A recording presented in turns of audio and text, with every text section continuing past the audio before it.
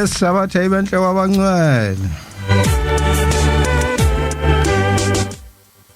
Uthabo kaSambutho bingelela ekseni kuyisabatha mhla ka2 kuNovember 2024 inyanga ka11 le calendar lamaRoma esikuyona inyanga yesithathu kuthina masuka kumandulo siphuma ngimfumfu sikubani manje ngizokhumbula kade isithathu le masuka kule abathu September bona thina bilithwasa ezaqhakaza ihlahla kwenzeka konke kukhombisa ukuthi uyaqala unyaka la eAfrica sisenyangeni yesithathu sisenyangeni baje ka11 mfundisi le baje ka11 kodwa manje mawubala noma ukhuluma ngolimi lwabo hayi akuwona u11 lo akuwona u11 lo kodwa ke sisikhumbule kuphakameni manje sibonga uNkulunkulu wasekuphakameni osigcinile saze safika kulolu suku la ngomhla ka2 November njoba sesishilo sashilo sathi inkosi mayivumile siyawuphinde sihlangane futhi hayi nangampela umdala weinsuku uvumile nakho sihlangane sihlangana ingekho imkhuhlane sahlangana nje kahle kodwa ke namhlanje yabona ke namhlanje ngabe ngishaya lento abafana lethi pupupupu khona lento abake bayishaye oKenon la mase bedlala lezi ingoma zabo sebenza le into zabo bathi pupupupu hayi asishongo lutho sinomshumayeli esihamba naye namhlanje umshumayeli ngike ngathi ngikhuluma nomunye ngithi benginomshumayeli uSibisi wathi uSibisi muphi ngiyasho uthi usaphila ngithi mina ukhona yaphila hayibo hey asazi lutho sade samgcina yaphila usikhumbule kuphakameni kunjalo ke kwekulandwe abantu esazi ukuthi hayi nathi ivangeli silinqele kubona sizwile beyikhuluma indaba ikaShem kodwa angiqale ngomfundisi ngigcine ngomshumayeli ngoba namanje khona abayibiza ukuthi uSibisi muphi lo uSibisi mfundisi ake sibingelele ke kuphi nakuphi lapho kufinyelela khona iphimbo laseNanda la phezulu kwentaba ingqaqube sibingelela kakhulu sibingelela sijabule sizothi namhlanje kepha wena yima kulokho ukufundile nowaqiniseka kukho wazi ukuthi ukufunde kubani namhlanje into edala sibe la kakhulu ukuthi sokhuluma ngesakufunda lisho nali iBhayibheli lithi wazi ukuthi ukufunde kubani incwadi kaTimotheyu leyo namhlanje sizonamathela kuloko silande ingwazi ezindala ezothi lokho sakufunda kumnikazi wezinto ngesikhathi esukuthi ngeke sisuke ku sokhuluma lokho namhlanje kuphele 1910 to 76 imini yesabatha mayibenhle kwabangcwele hayi siyabonga ake sibingelele emshumayeli wenkosi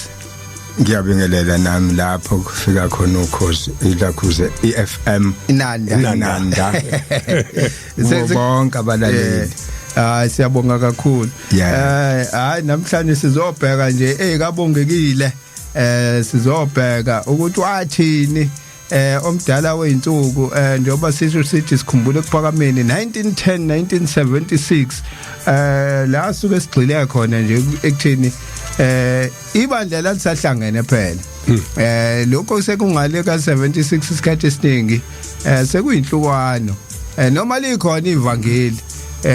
kodwa kuye kubuye kuhluphe ngoba sigcina sesikhuluma ngenhlangothi singasakhulumi ngothi wathini yena siyakuzwa konke okunye kodwa wathini yena uye lo wathi wonke amaNazaretha awabe munye abe njengebumba lika cement mhlambe sekufike leso sikhathi impela ukuthi lokho libuya leli ivangeli elithi wonke amaNazaretha awabe munye siyabonga mfundisi sikephi kahle namhlanje ngoba namhlanje ngiyafisa ukuthi ngoba kunabantu abafike izolo yeah kunabantu abafike ekuthangi kunabantu abahlale nabantu abafika kuqalwa bezwa namhlanje abantu abazi ukuthi uma uyingane ebuNazaretheni yini ishasha ngena yini izabusha yini ufika nini la khona ugida ngesikotshi esimnyama ufika nini esikotshini esibomvu ufika nini enjobeni kwakwenziwani umsebenzi weshasha ngena kwakuyini nezinto nje ngicabanga ukuthi singena kuloko kakhulu ukuthi kwakuhlalwa kanjani kuJuly kwakuhlalwa kanjani kuJanuary lezi zinto eseyilanjelwa abantu kakhulu obona ukuthi balambile abantu iloko kakhulu engicabanga ukuthi namhlanje silapho kakhulu ingakho sithe ubaba uMahlase ngoba mesiqala ukubheka sibheke simbona sibancane angazi noma wayeyohlange yini wayohlange ya ngicabanga ukuthi zonke lezo zinto soyithola namhlanje kusikhuluma ngendaba yasekuphakameni hayi ngiyambona nomshumayeli uhlomile kodwa naye khona avuke nakho isikhathi sikhona ungasabi umshumayeli isikhathi sikhona yabona lokho ovuke nakho ngoba phela izwi libalekile ukuthi kudlule kulona ngoba yonke into isikhathi esiningi siyayisekela uma ikhulunywa bese kukhulunywa ngoba phela sikhuluma ngenyama nangomphefumulo nangayo yonke into unganqeni ukuthi hayi mina ngivuke nalokho nampa sebengishonisa le cha ake siza umshumayeli ukuthi umshumayeli usiphatheleni namhlanje ngiyajabula kakhulu Sambo uma ukhuluma kanjalo nomfundisi ukuthi wathini indaba enkulu leyo ngoba wonke umhlaba ukholwa nje uthi uJesu wathi uNkulunkulu wathi ekhuluma noMoses nakuthina uShembe ukushilo uthini ke Marko 16 iverse 15 leyodwa nje wathi kubo hambani niye emhlabeni wonke nishumayele ivangeli kubantu bonke izwi lelo elakhulunywa uKristu esehamba noShembe usho njalo la wathi mayesefikile akuhanjwe ukukhulunywa indaba yakhe umhlaba wonke futhi ezizweni zonke ngidluleke kancane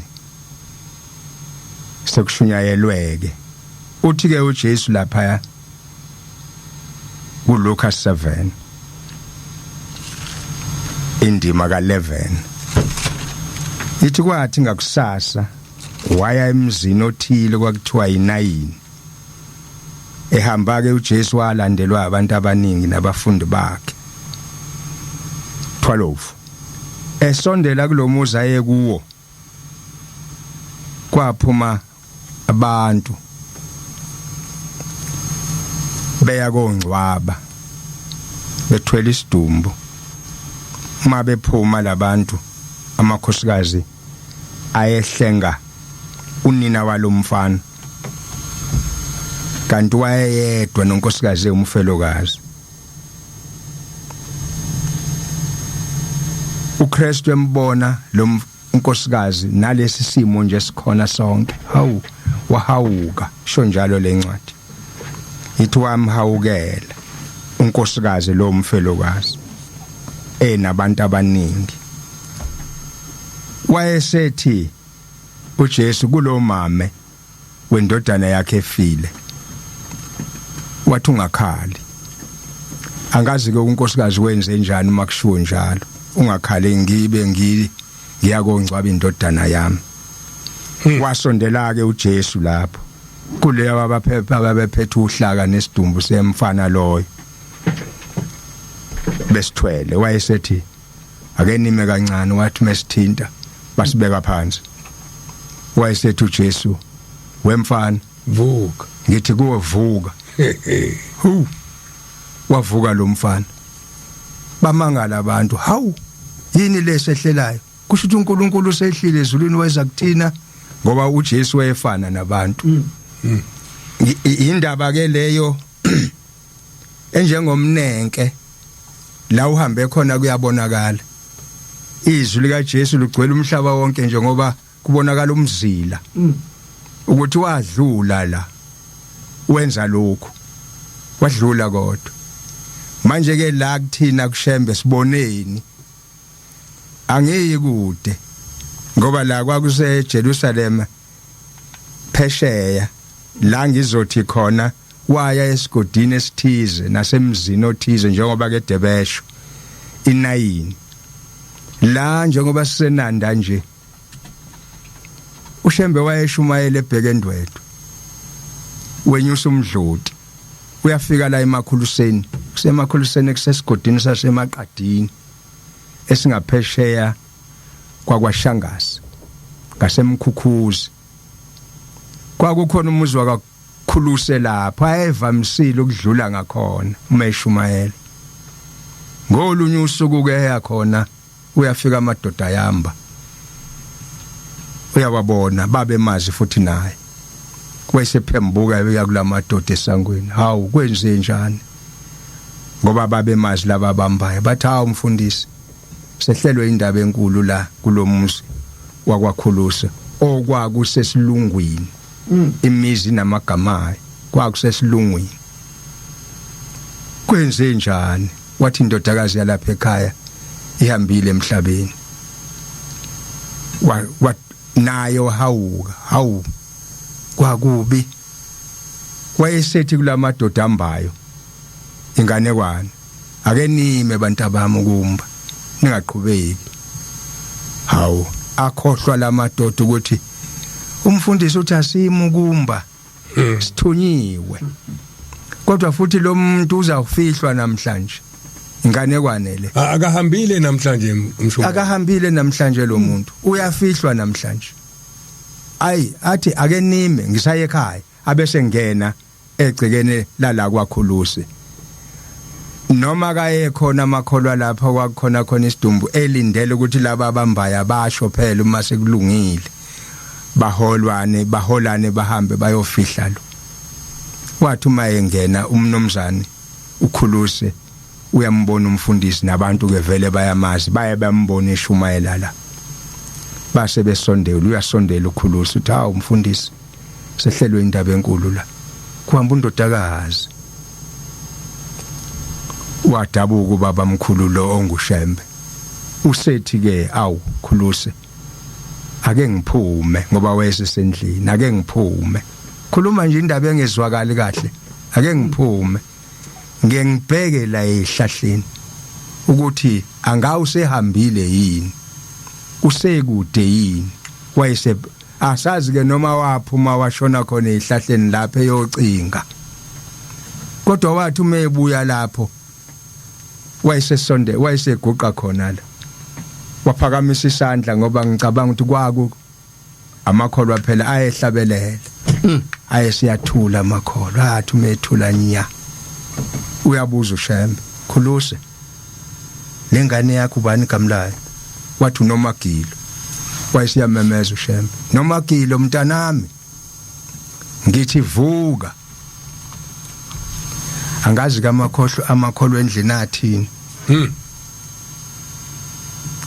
noma athi uyadlala yini umuntu ehambe ekuthange uyafihlwa namhla Nomagilo mntanami ngithi vuka kwathuleka kwathi nya okwesibili okwesithathu akamenzi lutho kuthulwe nje endlini kulalelwe nangu uyakhuluma ushembe Nomagilo mntanami ngithi vuka wakhwehlela uNomagilo basondela omama eduze kwakhe amen wavuka uNomagilo uma esevukile usethi ushembe khuluse nginovalo lesifo esiphethe lo mntanakho hleze sibuye angehle naye ngiye lapha emdloti okhona namhlanje ungahamba uyobona hayi phesheya la ngilwa kithi siyombhabhatisa khona kuze ngaphinde kubuye lokufa kwehluwa nebala kwayiwa lapha emdloti wabhajadisa uNomagilo kuqoshwa lokhu kufa ushembe lo sakubona ke lokhu sakuzwa njengoba incwadisho siyakusho esikuzwile nesikubonileyo nesikuphathileke nangezandla. Umshumayeli siyabonga njengoba sikhuluma ngobongekile nje ngisibhale kanjalo nje isihloko nami ngathi ubongekile ngoba ngazi ukuthi kuzofikani evela kubongekile kodwa okukhuluma sekuveza enye into futhi ekhona nalapha eBhayibhelini wakwayikhuluma umfundisi futhi le ukuthi kukhona ukubhabhadiswa kwabantu abagulayo kunjalo kwakwenziwe entande naseBhayibhelini siyakuthola uJesu kuthi kwakukhona ichibi laseBhetesayidi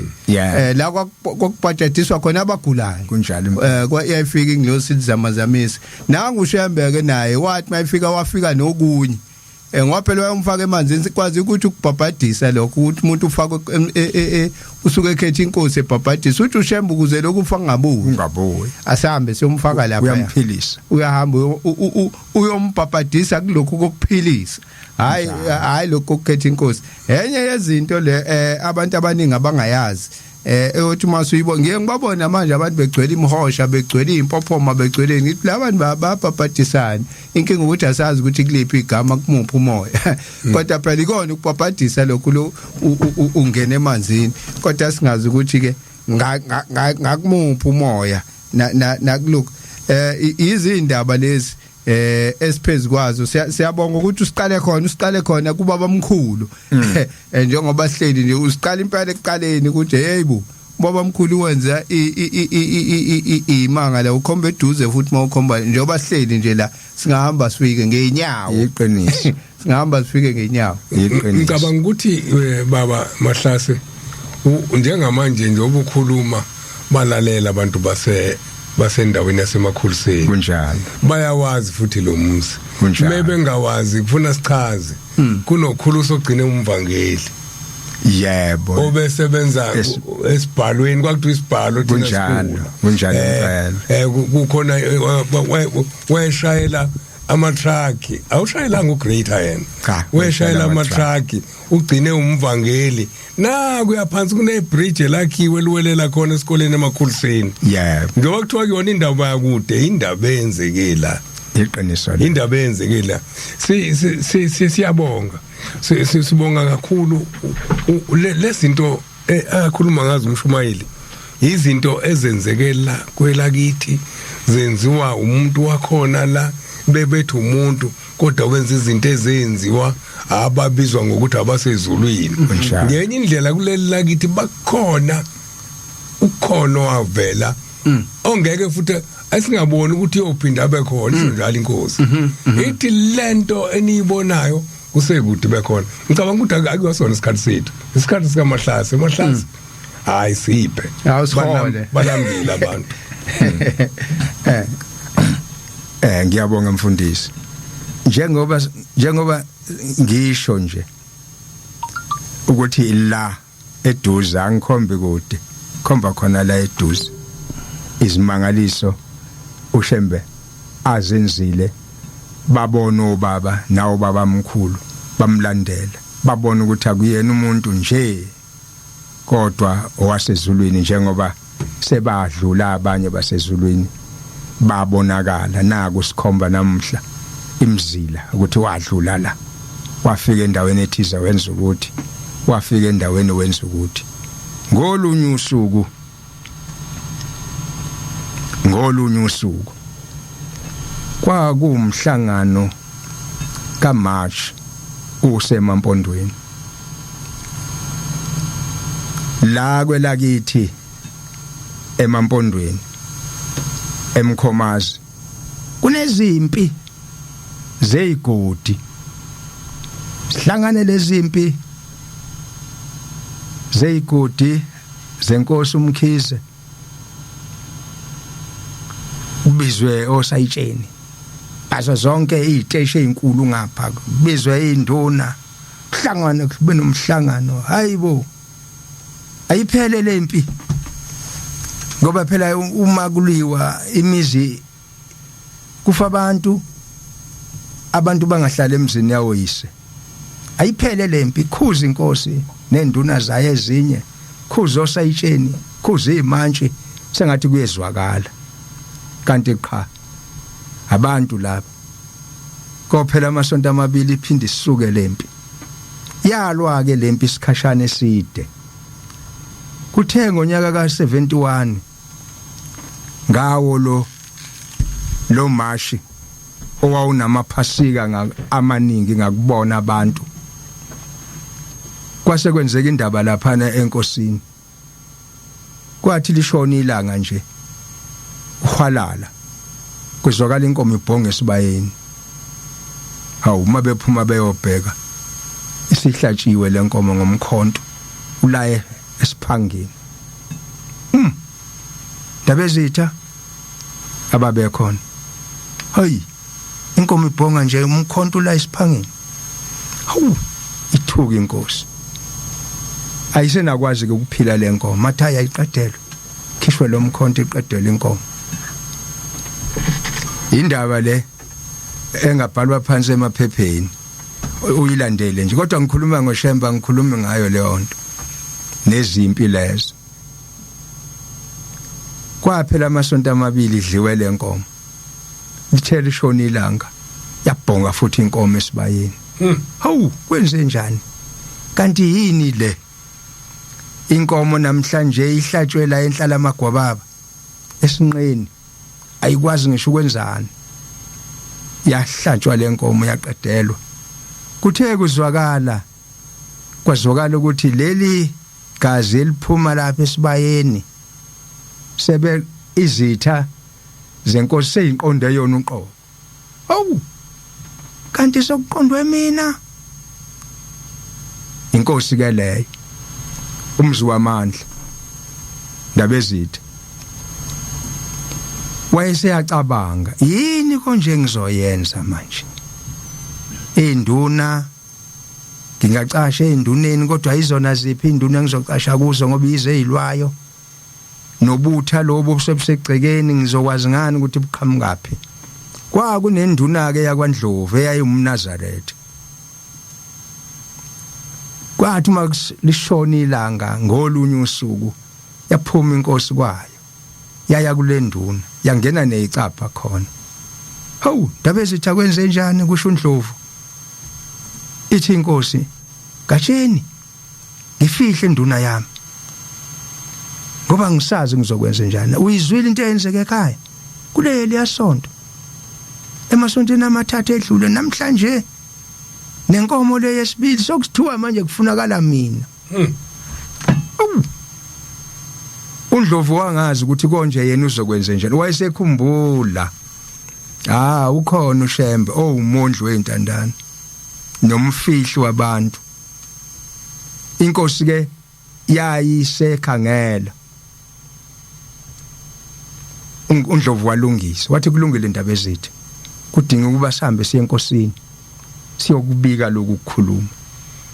nangu ya uNdlovu elungisa impahla zakhe inkosi ezoyiqoka phela kuyahanjwa manje kwathi ngakusasa ekseni kwaqokwa uGatsheni ufaka inkosi ebhasini iye eMkhomazi station nayi ibhasi ihamba nazo lezi zitha zenkosi engazazi yona ngoba ihamba nabantu bezwe lakho nampa yabehla baye bafika estation lapha estation bazothatha amathikithi azokwehla esezela bese bengena ezimotweni eziyobe ziya khona enkosini kaMgayi la singahamba khona sifike asisho eJericho ngoba zazi ukuthi eJericho kuhanjwa kanjani makiwa khona la fika ibhasi emini lifike ibhasi olesibili lenkosi ehamba ngalo fika kunomgidi kodwa uyaphela lo mgidi bese besondela uGatsheni asondele nenkosi enkosini ayibike le ndaba hawu intembe kangaka inkosi yababaza bese iyamdabukela idabukela inkosi bese kuhanjwa ke kuyolala ke kwaShembe amakhosi nabo bonke nje abantu bayahlonishwa kakhulu inkosi yalala kahle yadla kahle olesithathu kwaphunyulwa kwathulwa kwathiwa nya uma ebika kuShembe la uthakazi uzokwenza njani uma ungaziwa ukuthi kuzokwenziwa njani indaba enyekeleyo kwawo lesithathu cha kwathuleka nje kwawo lesine kwaba umgidi kwathi umgidi uphela inkosi isiyahleba la kugatsheni angazi abantwana abahlezi kanjani ekhaya wazazi ingekho phela lezi zinto zokuxhumana ukuthi ekhaya kodwa unkosikazi ninjani ngicabanga ukuthi kusasa ishongo lesihlanu ngeke ngithi shwiye ekhaya yayitheke inkosi uma inkosi seyifuna ukuya ekhaya ayoyitshela nebala bese besondela enkosini uma umgidi uvalo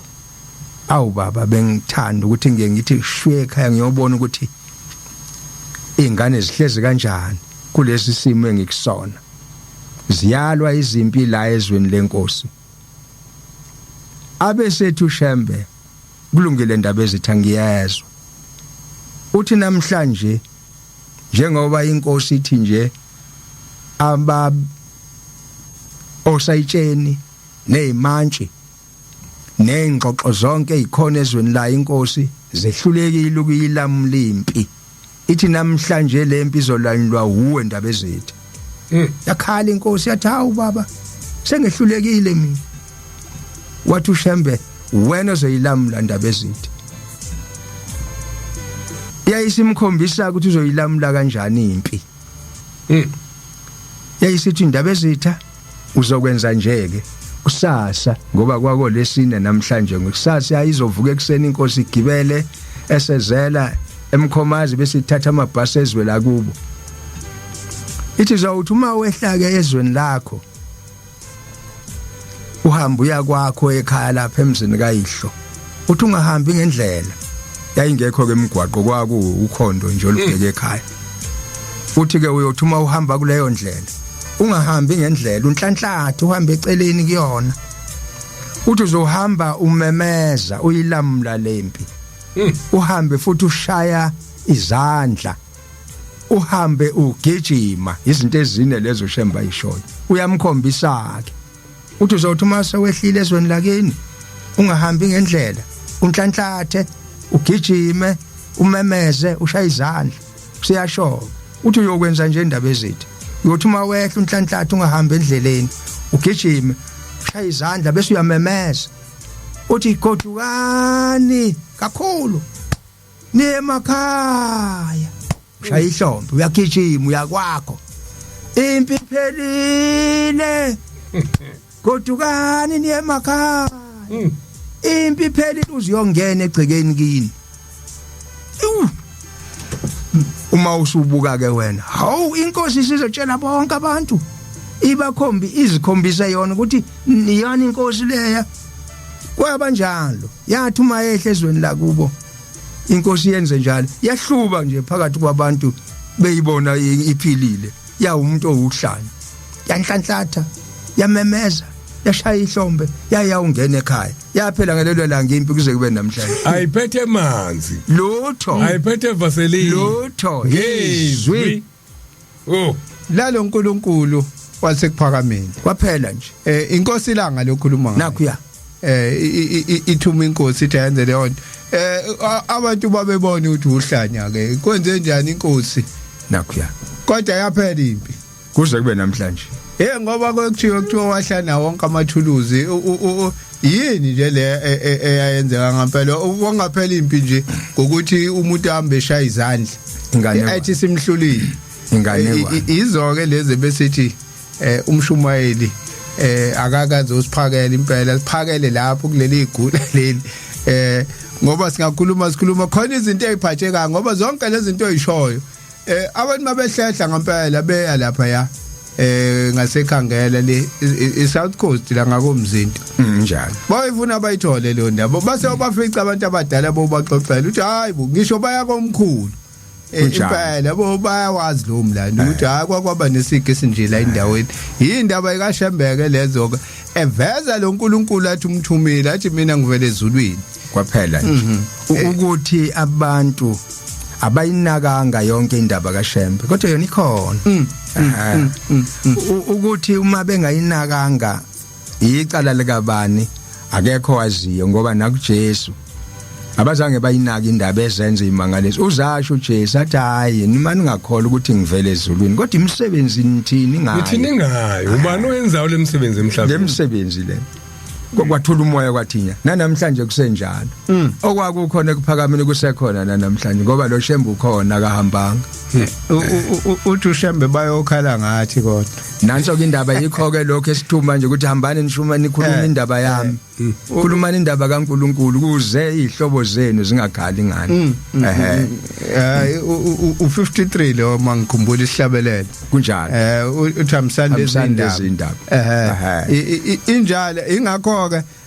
kuba kuhle mase sihleli kanje sikhuluma zona lezi indaba ukuze abantu bezozizwa ngempela ukuze ngathi abathi abantu hayi abazange basitshela thina sikwaziyo nje thina sazi ukuthi amaNazaretha yalwa thina sihlale sifunda lonke emaphepheni sizwa lokho kephi amaNazaretha nje ayalwa nje ayikho enye into esiyaziyo sasingeke siye thina khona lapho kanti inkulu indaba esihleli phezukwayo kwakhona lokho ukuthi amaNazaretha yalwa angabe bayakufuna ngoba uBhombela wakusho konke lokho kohamba kwenzeka kucwaliseka isiprofeti singofakazi namhlanje baloku akushoyo ukuthi awunaku manje angabe bayakufuna ukuthi kwenze njani angithi ke konke lokho bazokuthola masebekuthola la thini ukuthi cha kucwaliseka bona ukuba kwenzeki ngabe uShembe wayumprofeti wamanga iqiniso bovungana mshumayeli wenkosi khona engikubona ukwenzeka namhlanje kuyakuthi uShembe wakhuluma ngakho mfundisi kuthiwa na ingane no 11 years isibelethe sinengane izoncelana uthini uShembe ngalokho le ngane itholakala namhlanje ingane 13 11 isinengane engathi ngithi uShembe wakhuluma ngalento wayebheka emdletsheni ngomunye unyaka ngazo lezi ikhathi izulu lelihle emasimini kulenyiwe bayadabula ke njengoba bengisho ukuthi indlela zakudala kwakuyindlela kwangiyona umgwaqo dabule emasimini ukuphazamisa kancane kephi emdletsheni bezwe kahle ukuthi mawukhuluma ngendawo uyabona nje uma uthi emdletsheni kusengapha kwahlabisa emdletsheni Northern Zululand nakho ya phesha kothukela phesha nakwemfolozi uma beqeda lensimo eyayinazo izinhlanga ezini ibelethe kwakukhona nombiyana omncanyana na ubelethe ikhwebo zawo wayeseyabuza babamkhulu wasethi bantu abami niyawubona nilombile ukuthi unjani na bathi siyawubona baba uthi kusho ukuthini lokho asazi uthi kuzisikhathi weyizwa indaba esesingofakazi babo manje nje owesho nje umfundisi kuzisikhathi iyakhuluma lensimo sibelethe ezinazi inhlanga ezisemthethweni kodwa khona nezincane futhi ezibelethe uthi kuzisikhathi la izingane zenu ziyoba nabantwana zincane zinjengalombila kwangabuzwa ke lapho ukuthi kokwenziwa njani inkosi mase kunjalo ngoba kwakuthiwa izingane zenu ziyobelethe izingane zingaka kwakhulunywa mfundisi izinto lezo esibona ungathi ke uma umuntu ekhulumele yonto seyenzeka ulokhu uthi umuntu kanjani angithi ayiketha amakhehla sasibe simlalele nje sithule phela ngoba lo muntu ayivela akhulume nje iqiniso kodwa manje into ayikhuluma ubone ukuthi ngathi ngeke yenza uthi khona kodwa phela sothini babesho njalo oshoba laba amakhehla amadala namanye babejoye bethi ulalele uthi hayi nangesikhathi ethi kuzisikhathi la belungu khona bayokwakha imigaqo ethi omunye ohamba phezulu komunye umgaqo angisazi le break kahle lithi ngangize ngithatha izandla zami ngithi umgaqo lo omunye umgaqo uhambe kanjani phezulu komunye umgaqo kanti usho ama bridge lawo usho ukhomba lapho Spaghetti Junction uthi kohamba umgaqo phezulu komunye umgaqo la kunjalo nje bathi wayihleli phezulu bephuma eThekwini lapho afike bephumula uyakhomba uthi akuba khona umgaqo ohamba phezulu komunye umgaqo uthi uMshumayeli umuntu kanjalo wenza izinto enje esidlule encwadini akube njalo Asidlule encwadini kuthiwa akukho lo incwadi kaIsaiah 41 sifunde kusukela ku22 mabazisondeze basitshele okuyakwenzeka izinto zakuqala ziyini na mabasitshele zona ukuba sizibeke inhliziyweni zethu sazi ukuphela kwazo noma sitshele nokuzayo ngesikhathi esizayo sazi ukuthi ningonkulunkulu sitsheleni okuzayo ngesikhathi esizayo sazi ukuthi ningonkulunkulu ngifuna ukuyalama nje Mshumayeli ungaphatheki kabi khona izinto engifuna mina namhlanje ngiyazi khona ubukuphethe kodwa angikholokhuzi kodwa ngiyazi usizo lwala ekhaya ngiyalwazi mefika eThembalimbe useThembalimbe la kwesakamthetho khona istage ngale kwesakamthetho kuthiwa yi Sestimela eDondota sihamba nenye insizwa uprofessor uMuglu yamazi sebenzile naye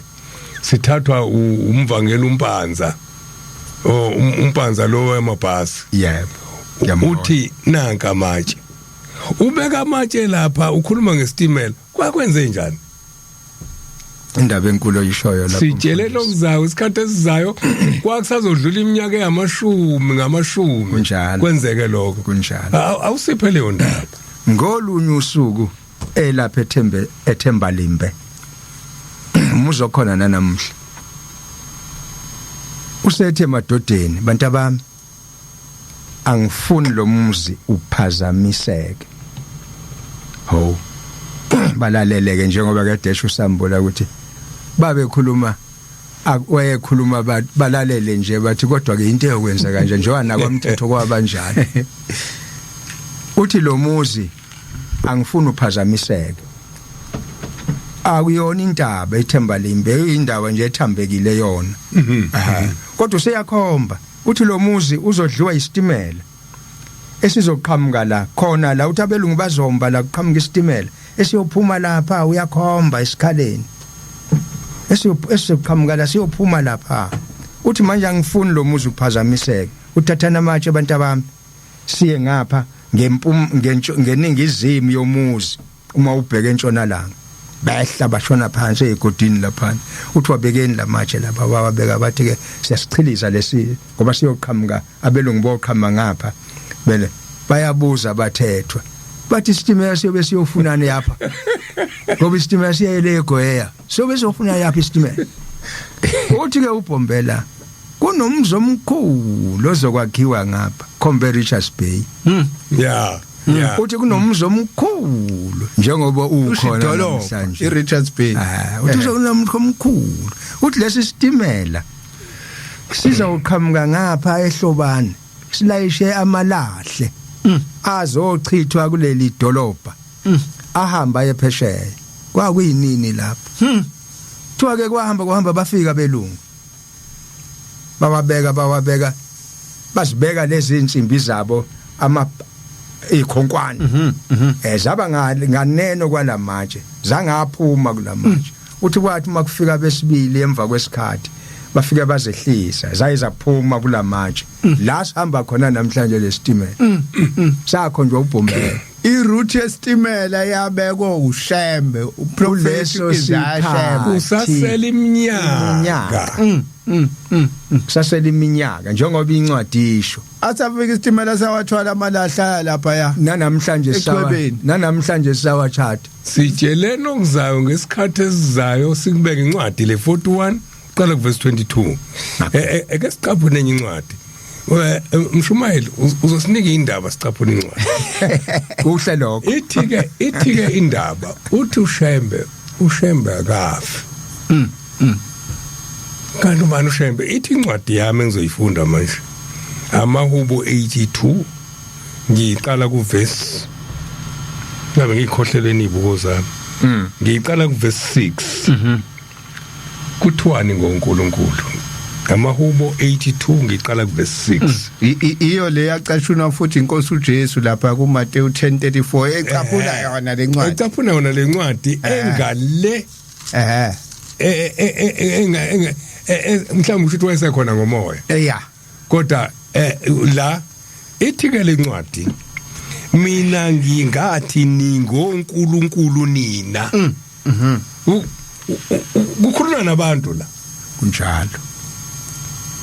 ningoNkulunkulu nina nonke ningamadodana ophezulu kodwa nokho niyakufa njengabantu nje niwe njengezinye zezikhulu ithi ke into yabantu abahlupha ngayo emhlabeni ngifuna siqonde ngosikhuluma ukuthi bathi abantu nethu uNkulunkulu uyafa uNkulunkulu ithi lencwadi ngitheni ngoNkulunkulu nina kodwa nizokufa njengabantu okudala nibe woNkulunkulu yini okokuqala ngoba namadodana kabani kaNkulunkulu njengoba nami ngowakamhlongo ngoba ngindodana kabani kaMhlongo negazi la kaMhlongo lemsebenzi enziwa uShemba sekhulume ngayo la uMahlase imisebenzi engeke yenziwe umuntu ntu cha imisebenzi ezenziwa umuntu onikwe uNkulunkulu ngobe negazi enomphefumulo enamandla abanikiwe uNkulunkulu kodwa kuthiwa enyameni uzofana nabantu kodwa uNkulunkulu abuzophela kunjalo baba isikhathi la angifuni umshumayela ngene ngoba sizoshawa isikhathi kanti sisazothi kuye ekhefini nje ngo5 awifunde le kaJohn 10:30 John 10:30 le kaJohn 10:30 ngoba uJesu sebhekene nalesimo lesi sijwayele ukushesha uma ufunda incwadi John 10 angashiyi ibuko ibuko hleke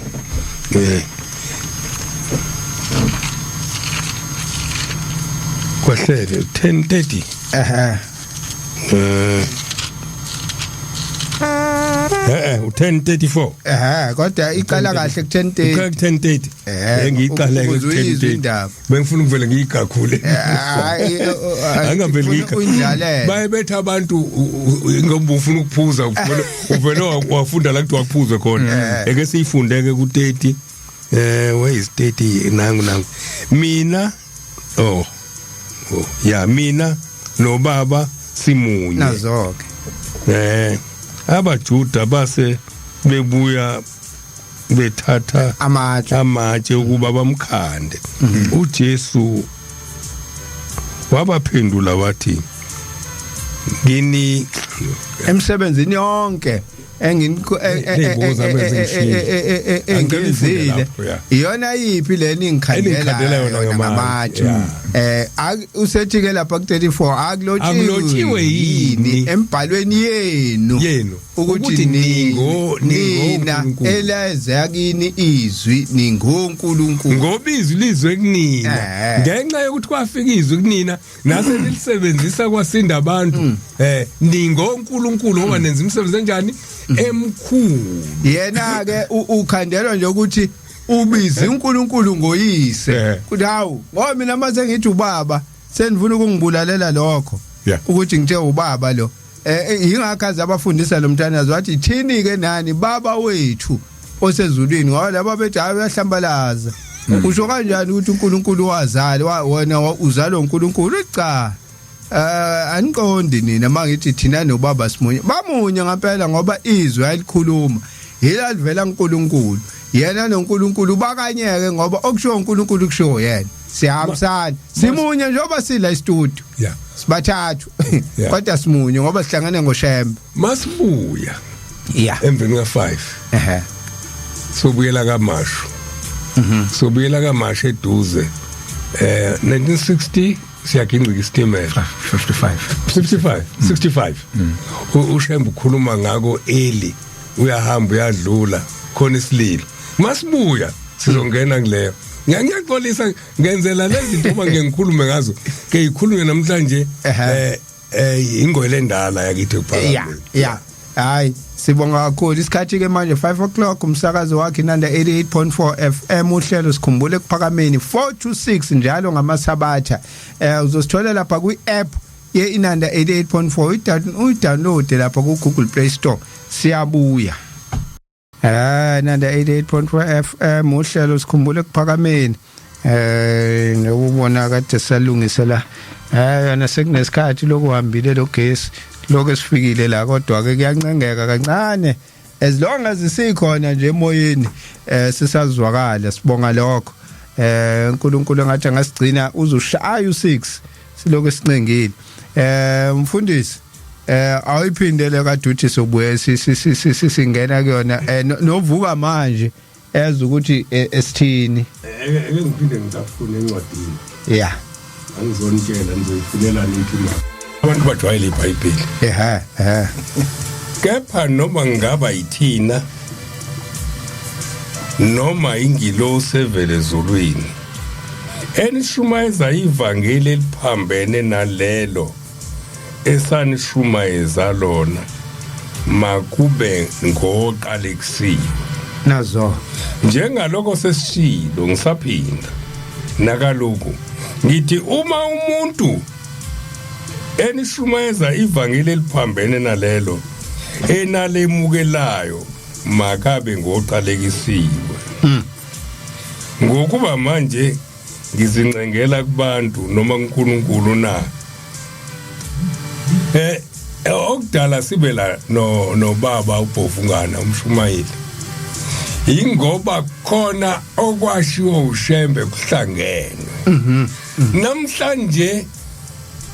sithe uBhovungana 1910 to 1976 ngoba isikhathi sokuhlukana isikhathi lapho abantu bengavikeli khona ivangeli bevikela ukuhlukana umuntu evikela into abami kuyona athi njoba ngimi kuyona nje ingcwele ngokuthi nokuthi namhlanje silanda ingcwele endala ukuthi zithi intaba ayemikiyona noma amazwi awashoyo wathini yena ukuze asihlaseli izinto ezintsha kodwa sifuna ukukhuluma izinto ezindala ukuze kuvele lokhu ukuthi sincengela kuNkulunkulu noma sincengela kubantu na umuntu ayikhethele yena uthi ngihamba nokusha engakwazi kuvelaphi noma ngihamba nalokho okwashiwo athi uBhovungana 1966 khona izinto esisabayo kokuyikhuluma uBhovungana sise off air sike sayikhuluma lento singekho emoyeni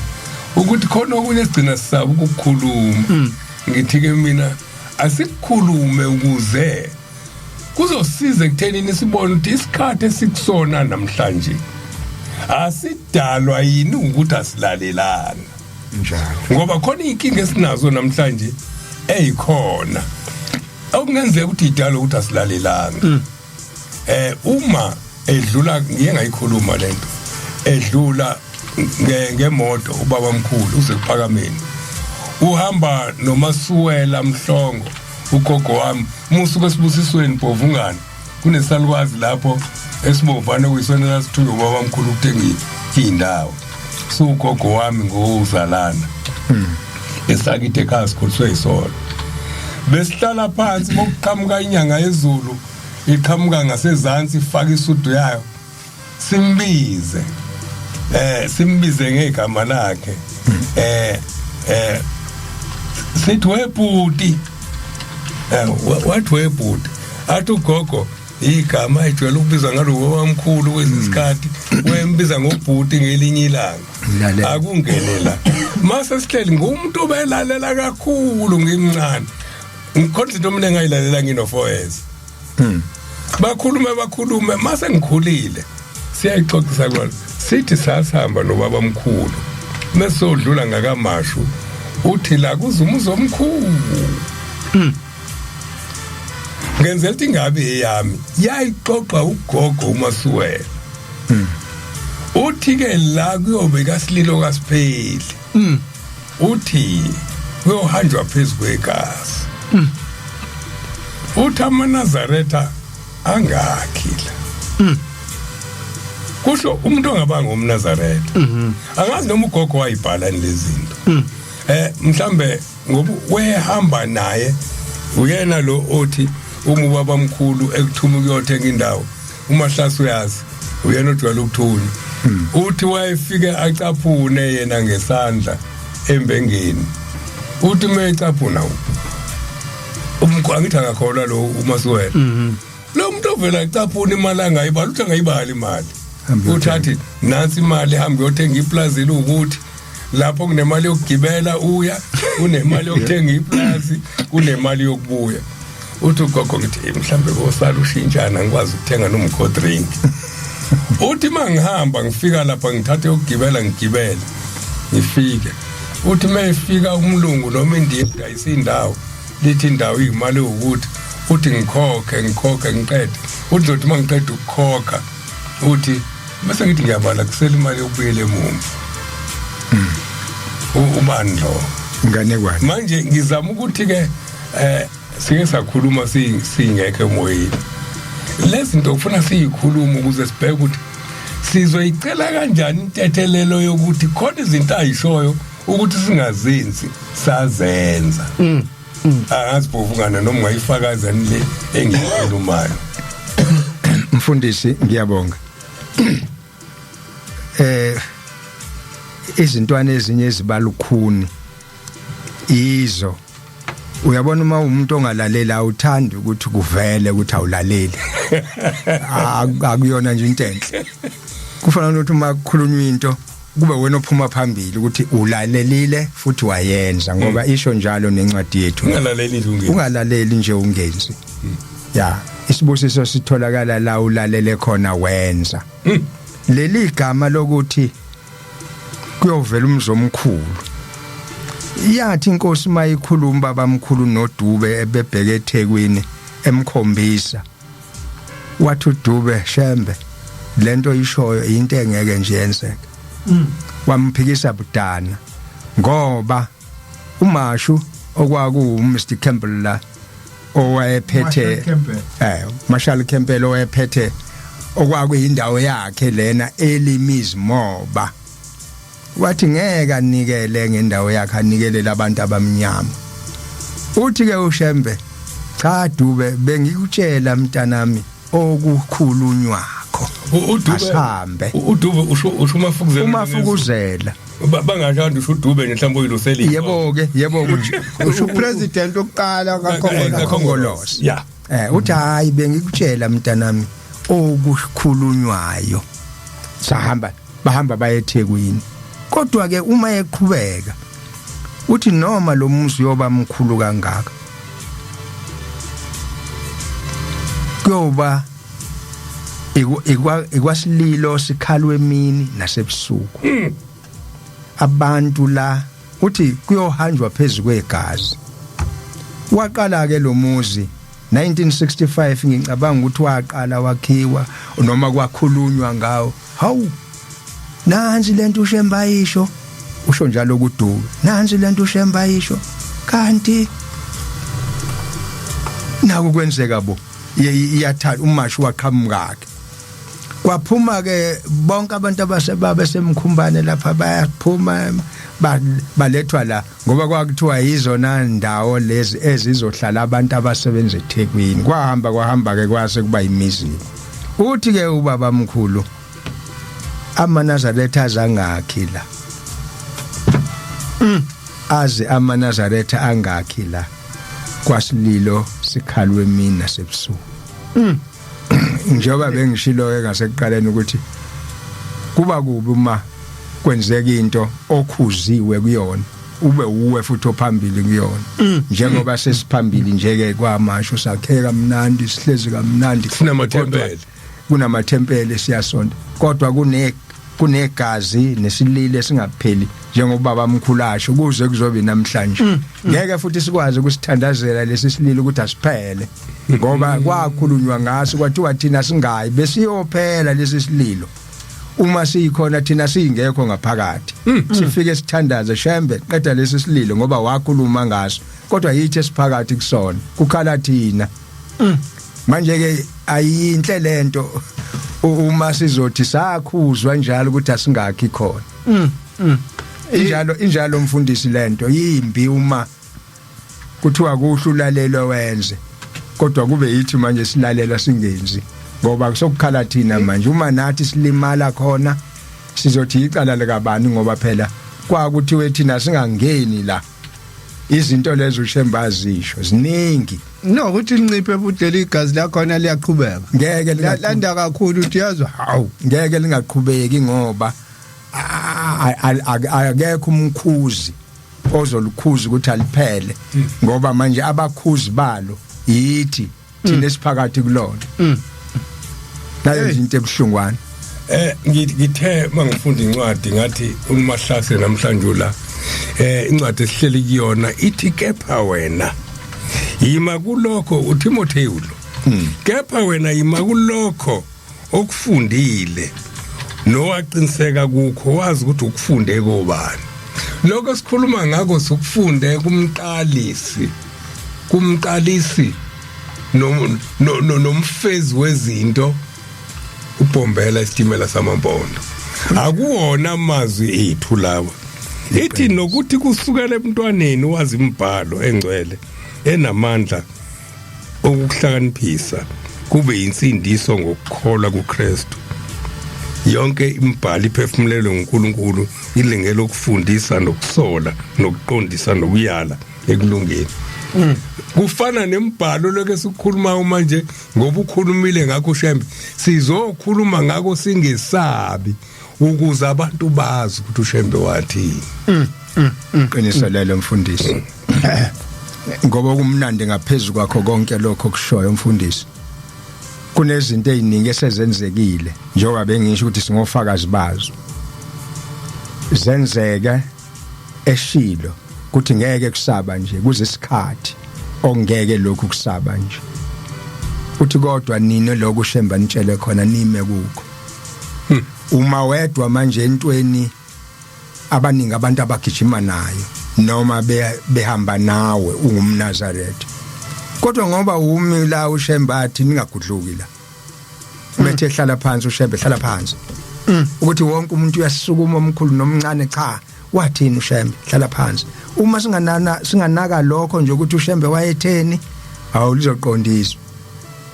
la ukhona ume ngesibindi wathi uShembe asimela wathi uShembe lokhu singakuguquli wathi uShembe lokhu akume kanje uma kuma kanjalo hayi ungangabazi ukuthi awu ngasala ngedwa la namba behamba bebheka le cha wathini uShembe ngoba lakhe izwi elokuqala elokugcina njengoba kedusho umfundisi mfundisi abalaleli bazokhala sihambe siya ku5 wakhuluma indaba yesitimela angikhulume mina le uthi ulesalwazi ngikhuluma ngaso masuwela sidlama udlule esibusweni uthi stop 8 impela nazi itolo la ubuka ngapheshe itolo ezojongilanga naselangeni eyikagogo uthi mntanami ungantshotshi ngisho isente emalini kaShembe uthi uyayibona mina nje ububona ngakhele itolo ngunkosikazi uthi umkhulu wakho wengayile esikoleni wesenza umsebenzi ongenamali mina onesibokuqala la beKing Edward ngizwa kahle uthi konke lokhu kwaba amandla engwanika uShembe ngikhuluma ngomuntu mina wengabathola abatwana omunye umntwana kagogo ufihlwe lapha esibusisweni Mahlase walesalwazi engikhuluma ngaso ngizwa kahle eduze kukaBhelebana ubaba kaMama Ndlovu ufihlwe eduze kwakhe lapho omunye wabatwana ubaba kumina uzala leso salwazi ngizwa kahle uthi ke sasihamba angiqalela qala ukuthi ulolo Shembe sikhuluma kanjani lapha muse Africa ngasesontweni emva kwesonto wayakhe lapho umuzi kagogo mefika ubaba mkhulu beqala ubungani naye uthi ubaba mkhulu umntanami muso la kufuna usuke la ingakho ungenabatwana ingakho umntwana wakho uqale ehambile uthi akusekho bantwana la le ndawo wakhe kuyona ayina enhlabathini kana abantwana bambi enhlabathini Simanga. ushamba omunye umuntu uthi welela ngaphesheya usho lapho la khona i-crash uwelela khona lapho la khona i-crash ekhoneni kumgwaqo nanko e-River View uwelela khona ugogo wakhe khona makha khona uthi khona kumntwana wokugcina usokuwumusa nje igama lakhe kuzoba unomusa uyena yedwa umthola yazi usakhuluma nje mfundisi ngibuka abantwana abaphithiza lapha manje njengoba kuyi-crash kunjalo yeah angithi indawo inabantwana hey indawo kuyi-crash nje indawo uthi ushembe nabantu uthi abantwana uthi imbewu yabatwana ikhona lapha bafika abantu bakhe i-crash uthe ushembe kunembewu yabantwana wamthola unomsa uthi kugogo sihamba naye ke ubaba mkhulu ayikakehleki ingozi yasefingama yebo uthi batabam isililo kunesililo esikhalwa lapha phesheya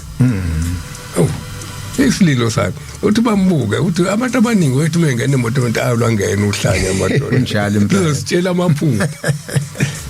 ugogo wesemazi wesebonile ukhamuke ezulwini akalikhetha inkosi ekuphakameni kodwa wesebonile kunjalo ubone ukuthi wayenenkani ngoba ngesikhathi inkosi uSolomon ethatha uAntizondi ubaba mkhulu wayetha wemkhomba kugogo wathi gogo hey le ndoda yakamhlongo ngiyithanda kabi sengimilile kuyona yeah wembiza ngombovana yeah uthi ke mebedlula lapho uthi hawu isililo ngibona kunesililo esikhulu lapha ngaphesheya waqala ke lo muntu lo ohlala ekhuluma izinto engekho uthi ugogo uthi mntanami kuthe 65 sagingqika isitimela efingama njalo baphela abantu uthi ugogo ke mase sixoxela uthi lento wayikhuluma ngisasebenza eKing Edward esibokuqala baseKing Edward ugogo uthi wayikhuluma ithi incwadi sitshelene okuzayo ngesikhathi ezayo sokubeka inhlizweni ukuze sisazi ukuthi ningi oNkulunkulu asihlukanise lento kunoJehova onika abantu amandla ukuba benze ubuNkulunkulu bese bebe uNkulunkulu uma sithi ushembe uNkulunkulu asisho ukuthi uJehova umdali wezulu nomhlaba sithi uNkulunkulu ngemsebenzi ayenzile engaphezulu kwayo yonke imisebenzi yenziwa abantu kufuna abazika abantu bonke uma uNazaretha uzophika ukuthi cha abukho uNkulunkulu kushembe imvamisala kwandi labantu abafuna ukuthi yilanga baba oshembe okulikhunike ubuNkulunkulu kusuka kukhulunywa ngemisebenzi emkhulu bese kuthiwa uNkulunkulu liBhayibheli liyavuma lithi noma ningoNkulunkulu kodwa nizofa njengabantu kodwa kohlala ekukhulunywa ngemisebenzi yene eniyenzile nto wasikhuluma ngobhombela namhlanje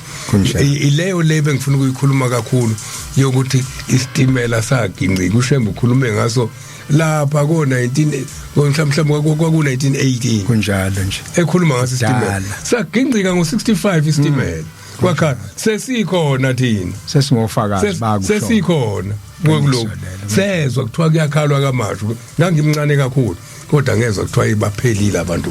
ngangilawo hlanga yeah ezinye ingane zakhona kwamashu ezaziqhamuka kulamalokishi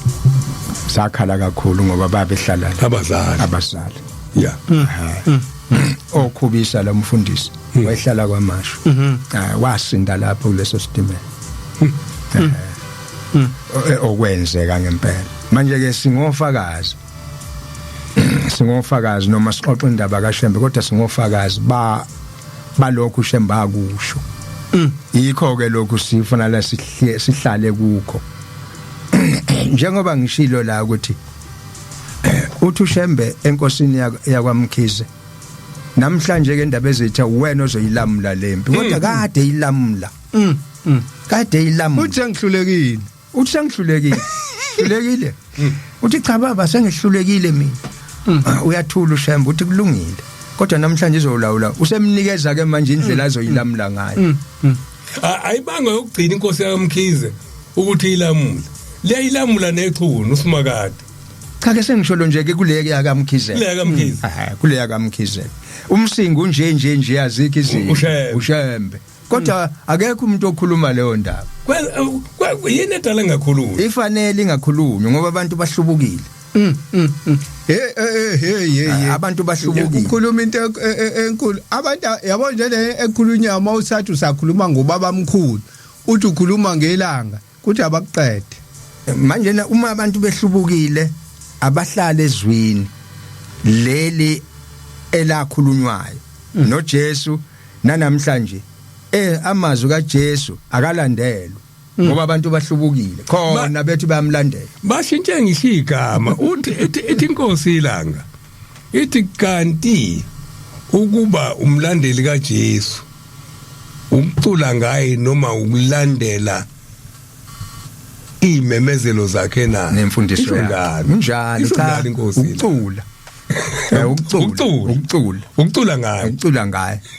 bese kuthiwa uyakholwa lo muntu bese kodwa izwi lakhe utheni la kunakwa lokho uma ukhumbula kahle uthi ubabilanga saseJudiya uthi lobu buNazaretha amaNazaretha abuzange buqanjwe amadoda ayezungeza itafula iround table talina komiti akubanga khona komiti akubanga khona lutho akubanga nasinoti akubanga nasinoti uthi uShembe wayedwa nje noNkulunkulu wamtshela uthi ukwenza lokhu wenze lokhu wenze lokhu uthi kunjalo manje ke ileyo nto ke uthi ke ngoba uma kuhlangene lesinoti ne round table leyo kuyafundwa emyaleni kaNkulunkulu ukuthi nakho uNkulunkulu athi akwenziwe bese kuyabuzwana nithini ngalokho uNkulunkulu akushoyo uqale phansi lokhu uNkulunkulu akushilo nakufunayo kube yikhona okuhlaziwayo kubona ukuthi hayi ngeke kulunge lokho abantu ngeke batholakala bese lo mthetho kaNkulunkulu ubuyiselwe eceleni labo bantu basakhonza yena abahlubukile ilamaza awasha ngithi 67 noma 66 ithi inkosi ilanga kwenye injumayelo zayo ithi ngihlangane noSibanibani ishabafundisi bayo kunjalo ethi hawu ngizwa kuthiwa nithi abantu abaphuza ngizwa kuthiwa nithi abantu abaphuza uthi lo hayi sibona abantu bengasangene esontweni sabothi bayoma abantu ukuze babe khona esontweni abakuthola utshwala nanamhlanje ke kusenjalo ngeke ukhulume nomuntu ukuthi kuthiwa akuphuzwa ume lapho uzothi uyakhuluma naye uthiwa akuphuza utshwala esontweni uyokhulumela phansi athi uzobathatha abantu agcine naye sephuza kungabi into yalutho futhi leyo ngoba umthetho kaNkulunkulu awulandelwe abantu bahlubuke bekhona esontweni abantu ukuthi nje nokuthi abakufuni abakwenzi lokhu uNkulunkulu akufuna ngoba ukuhlubuka kusho ukuthi uphumile khona ukuhlubuka ukhona uzobona ngathi uhlubuka ukhona awuzukwenza lokhu uNkulunkulu athi kwenza ukhona la uhlizi uphinde ufundisa abanye ukuthi abangakwenzi nakho ke lokho okungalungile njengoba yesho lapha na into ashinge ukuthi ubusisa umuntu ongahambi ngokuyalwa kwababa usuwena manje umfundisi wabantu wobubi uNkulunkulu uyakuchitha lokho akakufuni isho njalo inkosi ithi khona abahlubukile bekhona uma uhamba u23 uhlubukile uma ungavunula uhlubukile njalo uma ungeze sabatheni uhlubukile wazi wakhomba phambi kwakhe wathi angazi noma abafundisi bayani ku23 qiniso leyo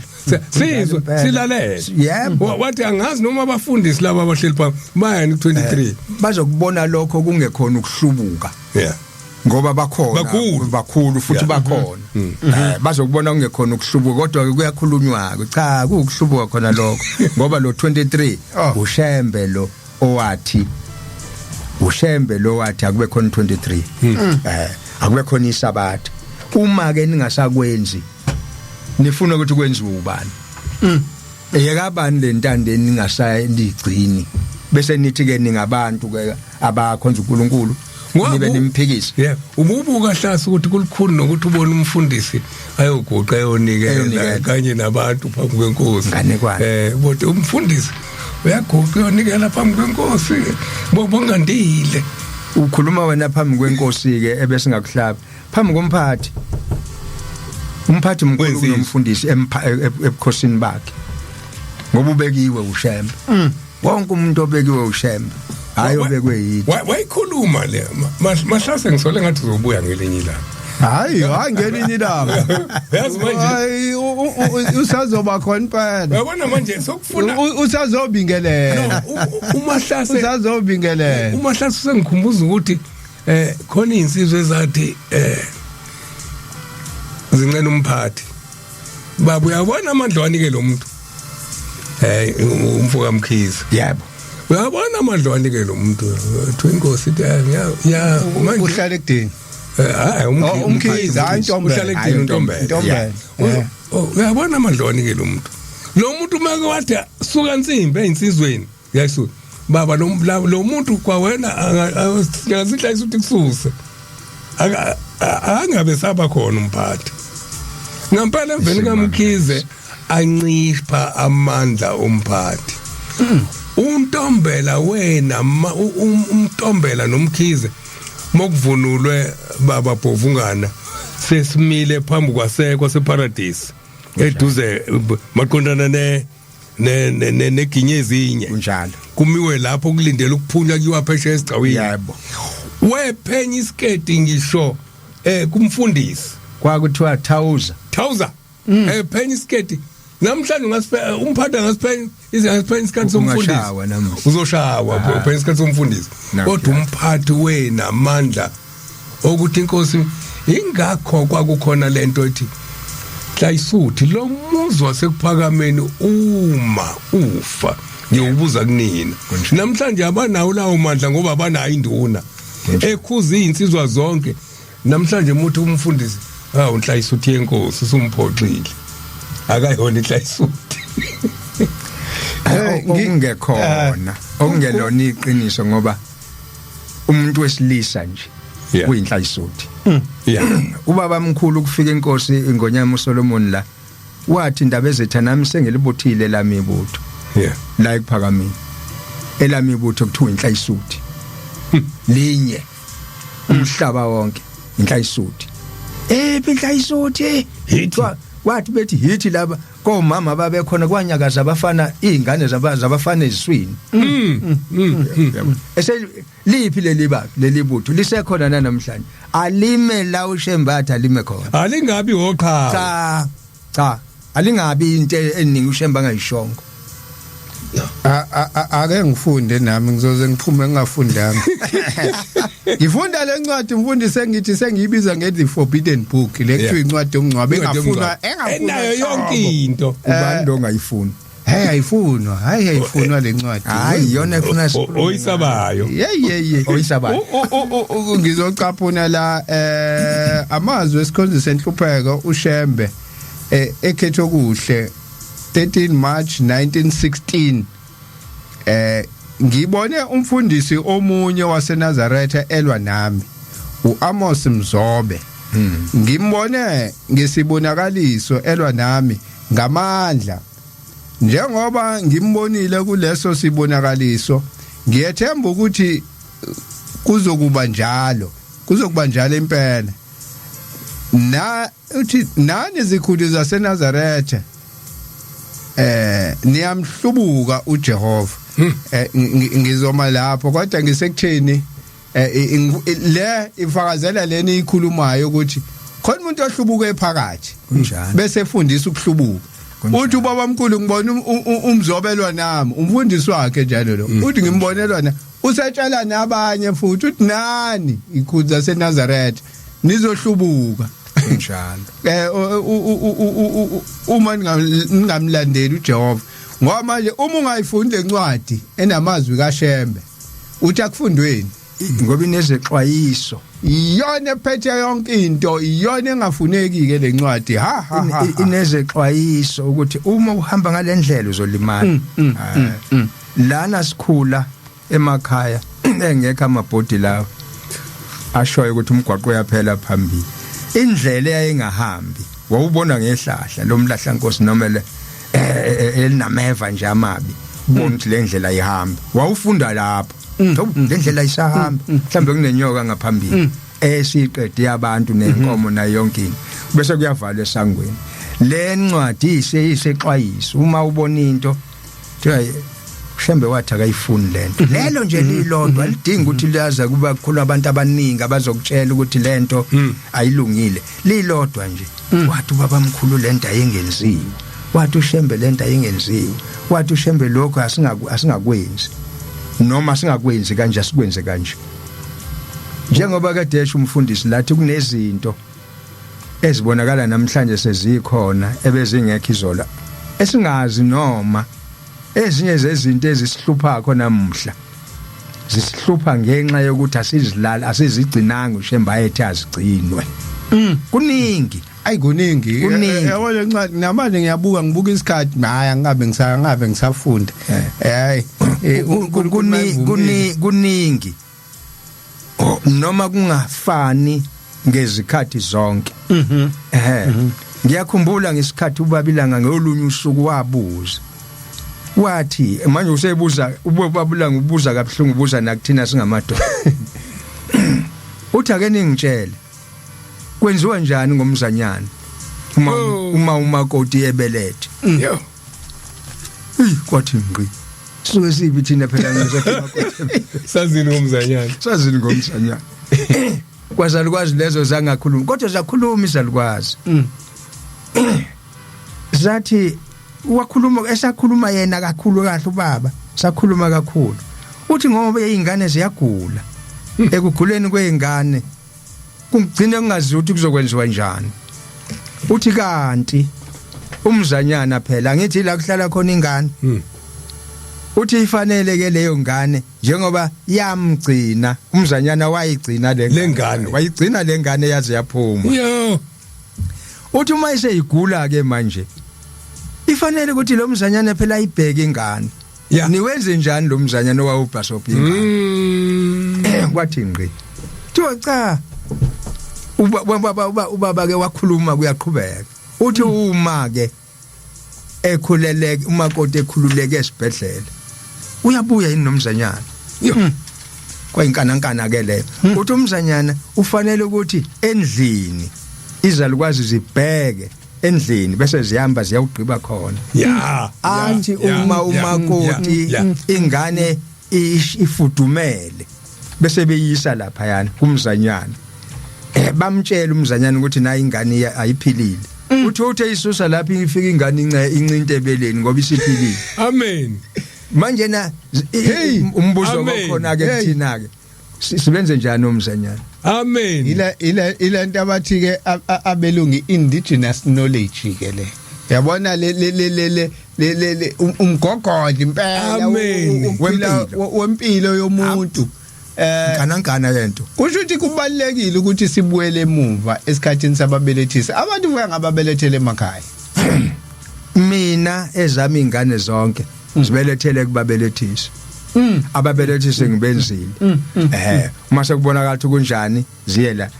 umakoti wesibili wokugcina wabelethiswa uma ongenhla la kumahlangu ulokhuza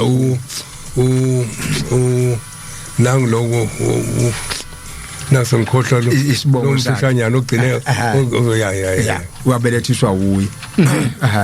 ngoba noma kukhona lobu bunzima okuye kukhulunywe ngabo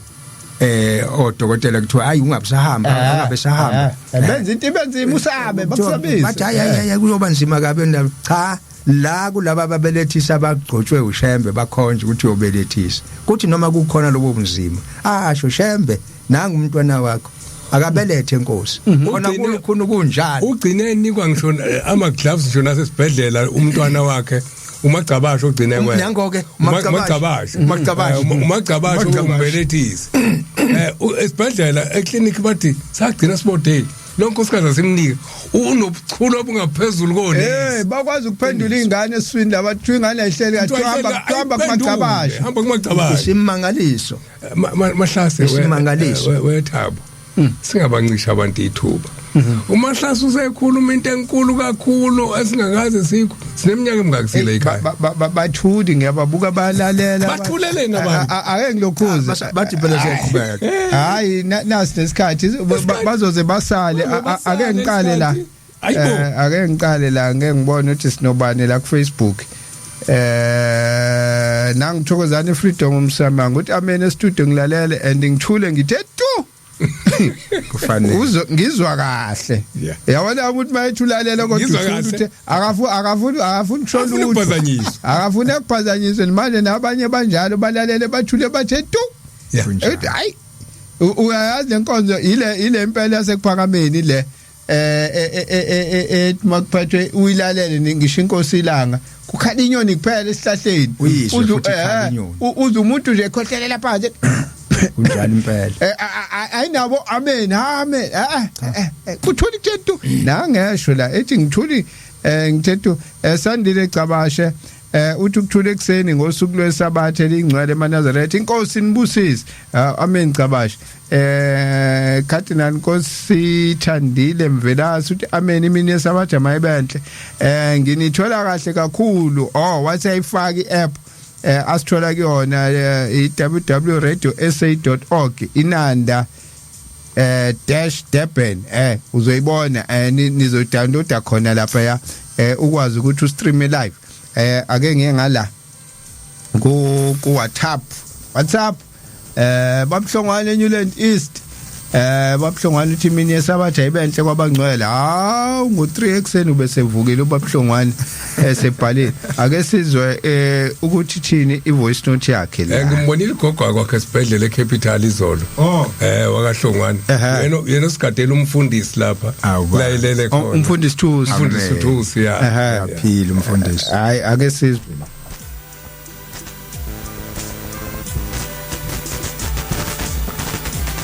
Amen bafundisi benkosi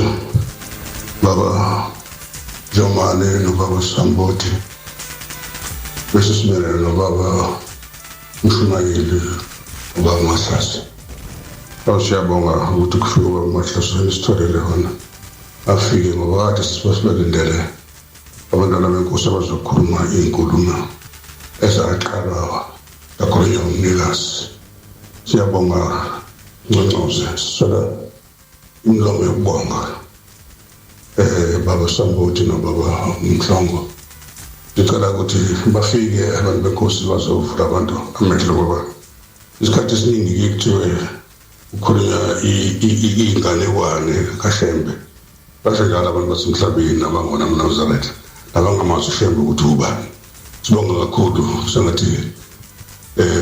Nkosi sephambili ngalikhumbula imgcine iqhubeke yethule lezi ndaba abomkhulu asho ukuthi akutshela abantu izindaba bangafihlelwa abantu siyabonga bacothe benkosi bele sabathelihle konke inkosi sephambili isibusisele nina amen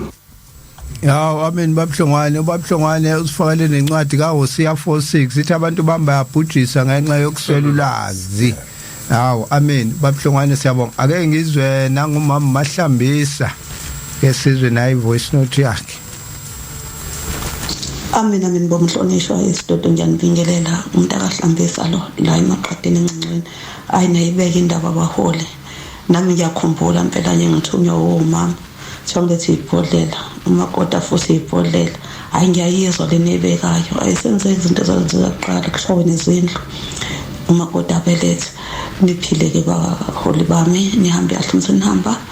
ngithi-ke bahlambisa abaphume bonke abantwana basekhaya bayesabathe nomama uMambambo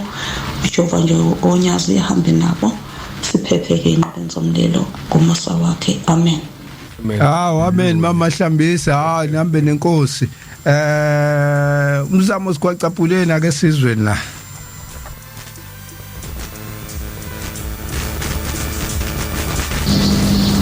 Ngibingelele Mr Samboti ekseni nobaba umfundisi Mhlongo okwamanje nginilalele ngikhona la kwamancinza eClitwet eNtuzuma B lekhaya kodwa kule 100 makusene senkosi kwala ngekhathi ngiyaphuma ngibheke khona le uhlelo ngoliqedela sengingale etohweni ezinga estate angibonga imini yesabatha mayibe yinhle kwabangcwele amen amen mzamo sikwacapuleni siqedile ngo WhatsApp manje ake ngiphindele la Facebook ngibone engabi khona kusala ngephutha kubhlungu uthuthu khona sekusalini hayi engathi akukhulutho njengamanje mangingena kuzobe ngingena manje siqhubeka nalo uhlelo isikhathi ke manje sithi 12 minutes to 6 siyaphuma ngo6 o'clock sibonge kakhulu kumshumayeli uSpise umshumayeli uSpise ulapha ya esisibusisweni hey bazongihlupha abantu kodwa ke hayi kuzobonakala nakho futhi la Nkanyiso Mr G Gazu ukuphila kusemazwini kaShembe thina sikulahlile ukuphila awuye indaba ilapho masilahla ke naloyo sesho njalo silahliwe ngempela wavela wasilahla sonke siko wasilahla aw sekhona futhi nangala ake ngibone la ubani futhi esinabula kuyasho khamba ugesi Mnyamezeli Mhlaphethwe Dlamini ukhona naye Nkunze Bovu Mahamutsi Mahamutsi asithambe yaphila yavuka Mahamutsi ufana noBabuhlongwane alukho lamahala ubusika nehlobo ucele Bhekizitha naye ukhona Thula Sizwe Mshingo ukhona Umuthi Mtitilizo naye ukhona ake ngibheke futhi abanye sinabo ya bavukile abantu ihlobo Sandile Mpamali naye ukhona uSandile Mkhulisi ukhona naye banomunye Pilonhle bokwa kaQolomba Mateki ukhona Thokozani Freedom Msimanga naye sinaye khona la njengoba ngisho ukuthi hayi okuzongena manje hayi kobe ngena manje ke ngibheka ukugcina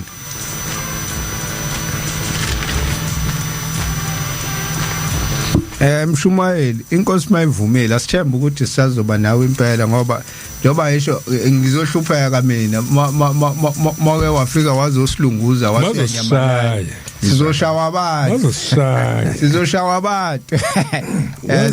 abantu soba nenkingi awisho lo wena kubona ukuthi kuzokwenza kanjani umshumayeli sisazoba naye hayi njengoba incwadi ifundiwe lapha ukuthi hambani emhlabeni wonke nikhulume lezi indaba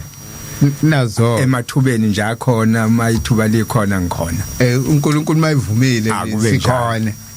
hayi siyabonga Nelsiwe Ngcobo nanginayo ukhona siyambona uyasho naye uthi present ukhona ngoba le esiqale ngayo ebibalekile sho mfundisi kodwa manje yesimbi waqala emumva ezimpandeni nangesonto ezayo uma kwenzekile uNkulunkulu evumile sizobe sihlala phezulu kwawo kahle impela le kade uyisho umfundisi qala uhlelo nje yebo ukhuluma ngevunulo wakhuluma ngalo kuningi songena lapho ngoba manje yabo isikhathi sesivele hey kodwa eke ngidlulela ngicela abantu balungise inhliziyo for Galatia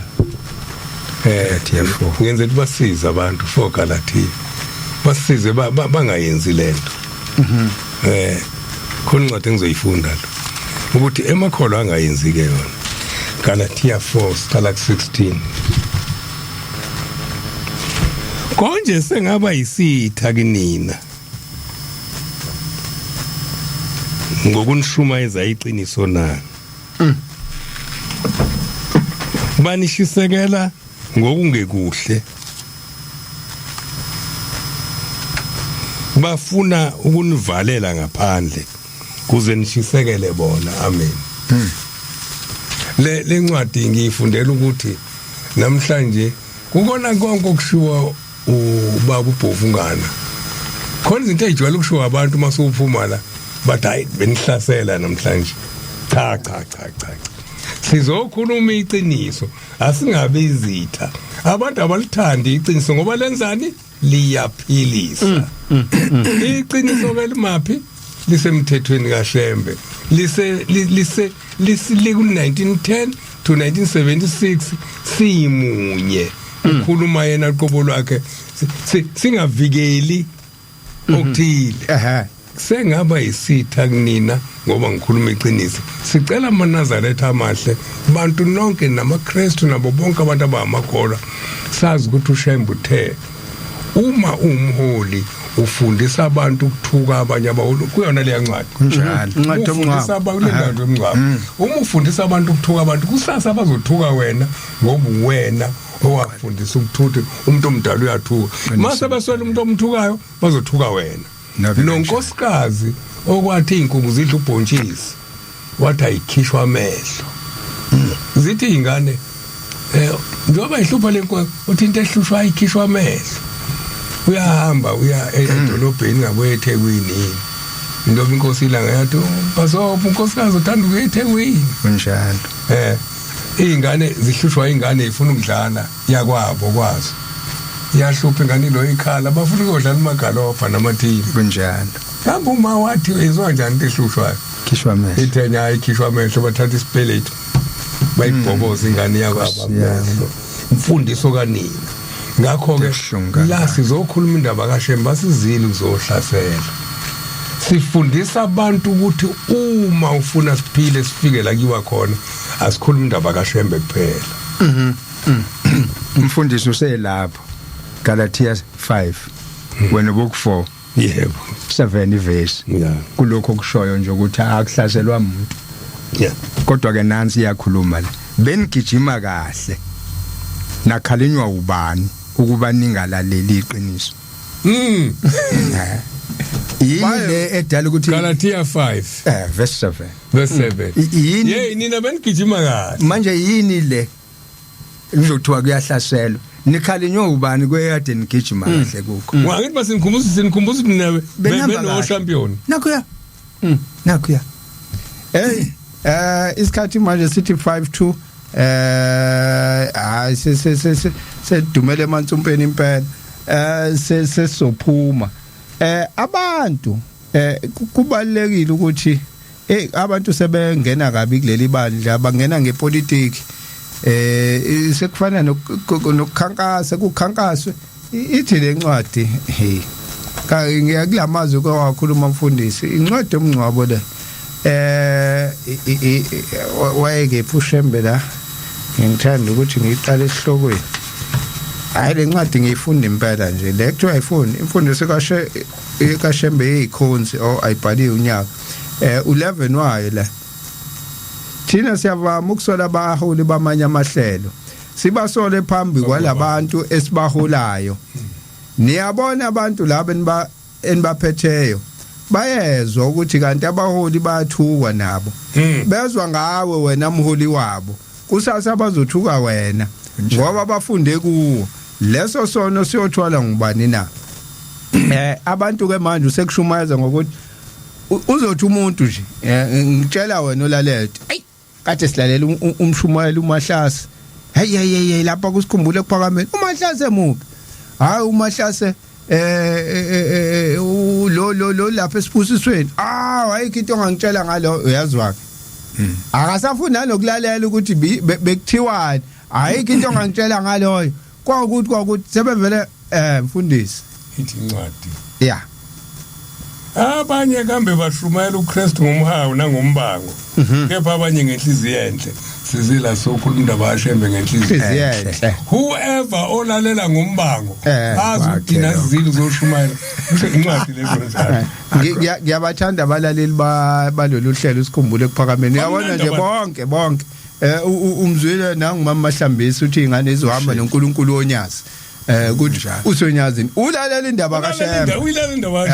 akalalela uhlangothi akalalele ini ulalela indaba kaShembe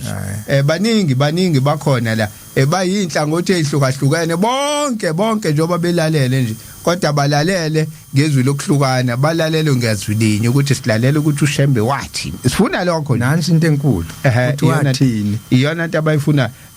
mshumayeli azivalelise manje isikhathi sesiphelile kodwa uNkulunkulu mayivumile siyathemba ukuthi nangesabathe elilandelayo sizokwazi ukuthi siphinde futhi sibe khona la akube njalo mfundisi nawe Sambothi siyabonga kakhulu uma uJehova evuma njengobosho siyakuba khona ngaphezulu kwakho konke nje lamazwe bese siwafunda la angabadungi abantu kodwa abahlanganisi ukuthi nje umuntu akakhumbule la iqale khona ngoba ubugijima kahle usukhalenywe ubani ila uzobona khona ukukholwa kwakho ukuthi kukhona noma akakukho uma kungekho ubuyele ekukholweni mfundisi